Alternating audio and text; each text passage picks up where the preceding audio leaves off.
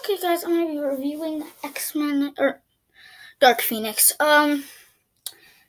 It's fine. Like, it's not like it's a shipwreck. It's not like it's an abomination by all means.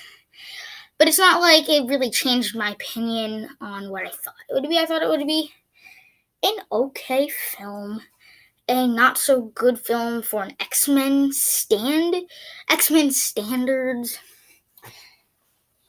And it didn't have this vibe at all that it was going to be the last X-Men film. It just felt like an average X-Men film, and that's not at all the way you want it to go down. And so, I hope, oh god, I'm so hot. I hope that they weren't trying to accomplish ending the X-Men franchise. Because not only did they not do that, but they actually teased more stuff. Obviously, that's not going to happen. But let's talk about the film.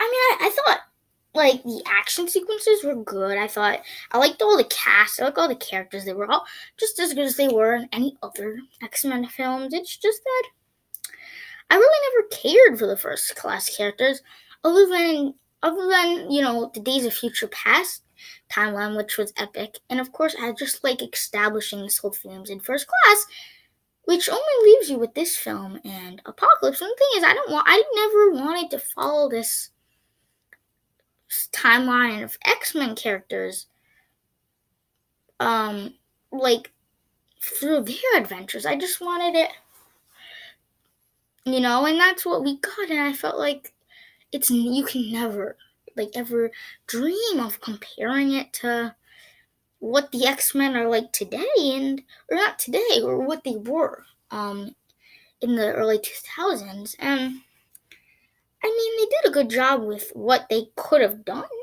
And I felt like, yeah, they handled the Dark Phoenix storyline way better than they ever could have dreamed of handling it in Last Stand.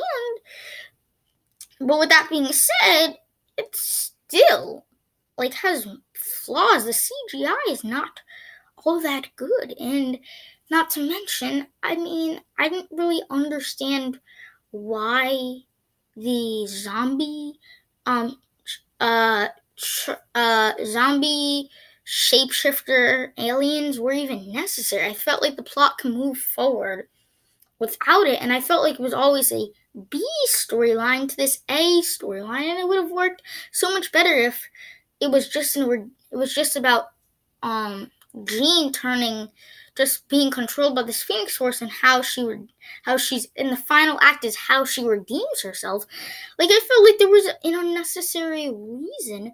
They just wanted a true villain, and I felt like that's happens in, I feel like, the majority of superhero film, like a lot of superhero films. They think that, oh, we need this big bad because these characters can't make themselves their own villains, essentially, because, like, up until that point, she wasn't necessary. Like, I feel like I constantly forgot about Vok, which is her name, all that the whole time. Like, she wasn't there. Like, I was like, okay, like she would be in the corner and nobody would even, like, mention her, and I just felt like she was like an elephant in the room, and I felt like an unnecessary elephant in the room, and only simply a plot device, which wasn't a good one. We don't mind plot devices as long as it truly, truly moves the plot forward. But it really didn't, because it served its own plot.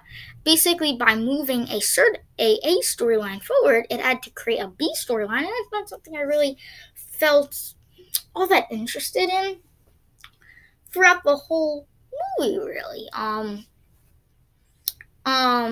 But again, I like the cast, and you could tell that Mystique was dying ahead of time, even in that scene. Like, they just built it up in, like, this weird editing way with the music. Like when you hear the music that they played, like, and like the shots that they showed in the editing, you would just tell that she was gonna die. Even from the trailers, you could tell. But obviously, it was a sad death. Yada yada yada. But again, I will give credit that I really enjoyed the action scenes and the sequences, and I liked seeing that they really well utilized all the characters. And what I found most, and of course, I will say this again, I didn't really care for Mystique's death at all because I felt like if you really notice this, like if I want to tell you a fact, she did not shapeshift once, not once, into another character other than her human Raven.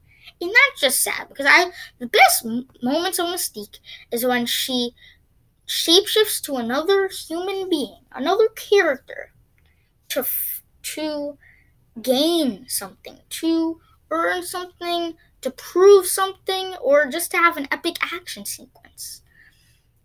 And of course, I get that she died in the first 30 minutes, but they didn't even make an effort. Like the skills weren't fully in, and I just can't appreciate that because that's not Mystique. Mystique is someone who should always be torn. She was torn in this film, but she would always go to the side of being a mutant. While I feel like this Mystique just feels very different than she did even in First Class and Days of Future Past. Like she took a giant shift in Apocalypse, which was one of the worst parts of Apocalypse. And this, every time she was on screen, you could feel that, even though she wasn't on screen much. But I do buy the Cyclops and Jean relationship. But the big problem is they never really focused it in Apocalypse, so it was hard to buy. It was a tough buy because it was like they hinted at it in Apocalypse, but they didn't go anywhere with it other than there was like a 10-year jump basically. So you had to imply that their relationship. You had to imply Jean and Eric's relationship. You had to imply all these things about what life has been like in the X-Men mansion, which wasn't all that easy to buy. And I feel like I if I pass this like a good film, it would be a tough buy.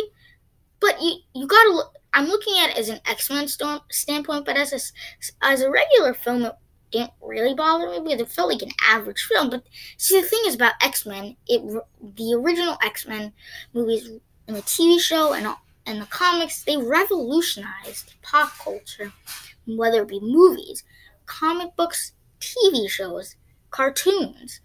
And I feel like this one was a very big dishonor to it. And I think it's safe to say it probably won't do that good at the box office. And I don't expect anything more because I feel like the trailers haven't lived up to it and the movie hasn't lived up to this huge event in the X-Men comics. So I'd say that I couldn't really give this a pass as like a good film because I feel like I liked it. But in the standpoint of X-Men, like you can't look at it as it's like a Tuesday night. I'm gonna see a film. It should be this big event, but it isn't. So it leaves you with a note where it's like, I kind of like this film, but then when you realize it's in this universe bigger than itself, you realize how could I really enjoy it? I'll leave you with that. Stay tuned for more videos coming right at you.